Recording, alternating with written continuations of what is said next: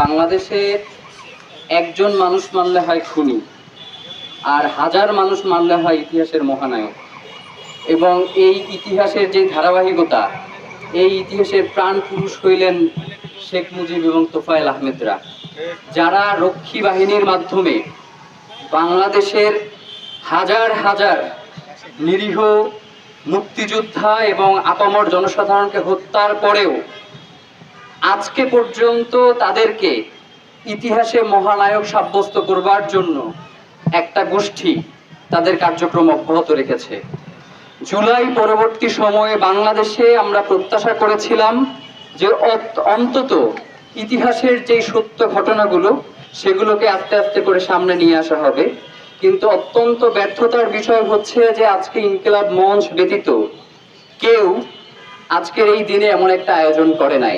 দেখেন, রক্ষী বাহিনীর তার যে নির্মমতা কতদূর ছিল সেটা যদি আমরা একটু দুই একটা ঘটনা শুনি তাহলে আপনারা বুঝবেন। আহমেদ মুসা তার ইতিহাসের কাঠগড়ায় আওয়ামী লীগ বইতে লিখছেন যে বাবার সামনে ছেলেকে গুলি করে হত্যা করা হয়েছে। হত্যা করেই শুধু ক্ষান্ত হয় নাই, বাবাকে বলতেছে হাতে কুড়াল দিয়া যে ছেলের মাথা এখন দ্বিখণ্ডিত করে ফেলো, আমরা ফুটবল খেলবো। তো বাবা তো নারাজ, কিভাবে সে সন্তানের মাথা দ্বিখণ্ডিত করে ফেলবে। তো বাবাকে নিষ্ঠুর ভাবে নির্যাতন করার পরে বাবা বাধ্য হয়েছে সন্তানের মাথা দেহ থেকে আলাদা করে দিতে। শুধু এইখানেই সীমাবদ্ধ নয়, নরসিংদীতে একজনকে জীবন্ত কবর দেওয়ার মতো ঘটনা ঘটেছে এবং তিনি মুক্তিযোদ্ধা ছিলেন। মানে এই যে আওয়ামী লীগের যে শুয়ারগুলা, ওরা শুধুমাত্র একমাত্র মুক্তিযোদ্ধা, আর যে জীবন্ত মুক্তিযোদ্ধারে কবর দেওয়া হয়েছে সে মুক্তিযোদ্ধা না। আপনি ভাবেন, গ্রামের পর গ্রাম এখন যেইভাবে বলে না যে রাজাকার অমুক তমুক বিভিন্ন ট্যাগ দেওয়ার চেষ্টা করে, তখন অমুক ঘরে জাসদ আছে কিনা, অমুক এলাকায় জাসদ আছে কিনা, অমুক এলাকায় বিরোধী মতের লোকজন আছে কিনা, এই প্রোপাগান্ডা ছড়িয়ে ওই এলাকাকে ঘেরাও দিয়ে ওই এলাকার নারীদেরকে গণহত্যাদেরকে হত্যা করার মতো ঘটনা ঘটেছে।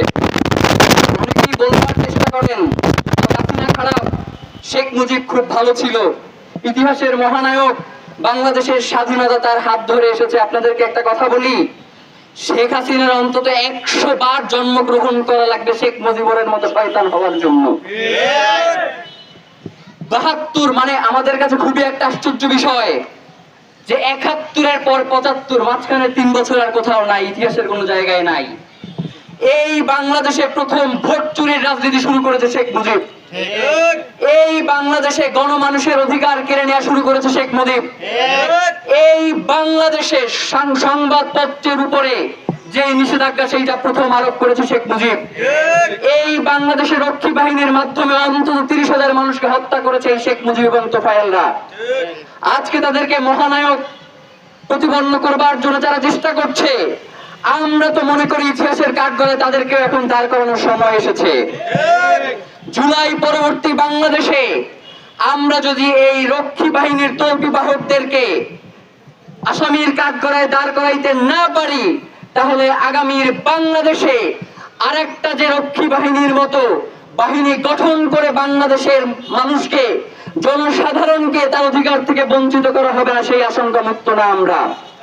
প্রিয় ভাইয়েরা, আজকের এই দিনে আমরা ইনকিলাব মঞ্চের পক্ষ থেকে বাংলাদেশের বর্তমান সরকারকে 7টি দাবি জানিয়ে আমরা আমাদের আজকের যে মেইন প্রোগ্রাম গায়েবানা জানাজা ও দোয়া মোনাজাত সেটা শুরু করতে চাই। ইনকিলাব মঞ্চের বাংলাদেশের সরকারের কাছে 7টি দফা তুলে ধরছি। 1, রক্ষী বাহিনীর সকল গুম, খুন ও নির্যাতনের প্রকৃত ইতিহাস তুলে ধরতে একটি সত্য ঐতিহাসিক ন্যায় বিচার কমিশন গঠন করতে হবে। 2, রক্ষী বাহিনী ও সমান্তরাল ডেথ স্কোয়াডের সাথে জড়িত জীবিত অপরাধীদের বিচার এবং মৃত নীতি নির্ধারকদের রাষ্ট্রীয় সম্মাননা বাতিল ও তাদের নামে স্থাপনা পরিবর্তন করতে হবে। প্রিয় ভাইরা, গতকাল আমরা যখন এই পোস্টটা দিলাম তখন আমাদেরকে বেশ কয়েকজন ফোন করেছেন তারা আমাদেরকে জানিয়েছেন যে কারো দাদা এই রক্ষী বাহিনীর হাতে নির্যাতিত হয়ে মৃত্যুবরণ করেছেন, কারো বাবা এই রক্ষী বাহিনীর হাতে হত্যার শিকার হয়েছেন। আগামী 2-3 দিন পরে আমরা রক্ষী বাহিনী 72 থেকে 75 যেই অত্যাচার বাংলাদেশের মানুষের উপরে করেছে তার একটা আলোকচিত্র প্রদর্শনী আমরা এই শাহবাগে আয়োজন করব ইনশাআল্লাহ।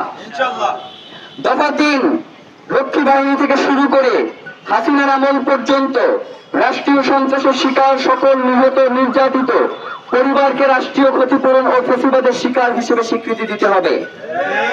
দফা 4, রক্ষী বাহিনীর হাতে নির্যাতিত ও ধর্ষণের শিকার অসংখ্য অজ্ঞাত নারীদের রাষ্ট্রীয়ভাবে আনুষ্ঠানিক সম্মান প্রদর্শন এবং রাষ্ট্রীয় ক্ষমা ঘোষণা করতে হবে। দফা 6, দফা 5, স্বাধীনোত্তর কাল থেকে বাংলাদেশের রাজনীতি, নিরাপত্তা ও নির্বাচনে ভারতীয় গোয়েন্দা সংস্থা ও রাষ্ট্রের হস্তক্ষেপ এবং অসম চুক্তিগুলোর একটি শ্বেতপত্র প্রকাশ করতে হবে।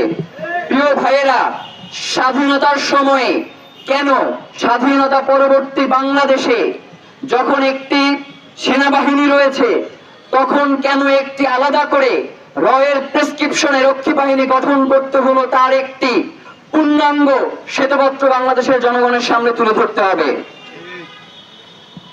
দফা নাম্বার 6, গোয়েন্দা সংস্থাগুলো যাতে আর কখনো রাজনৈতিক বা দলীয় হাতিয়ার হতে না পারে সেজন্য তাদের জবাবদিহিতা নিশ্চিত করতে সংসদে স্বাধীন তদারকি আইন পাশ করতে হবে।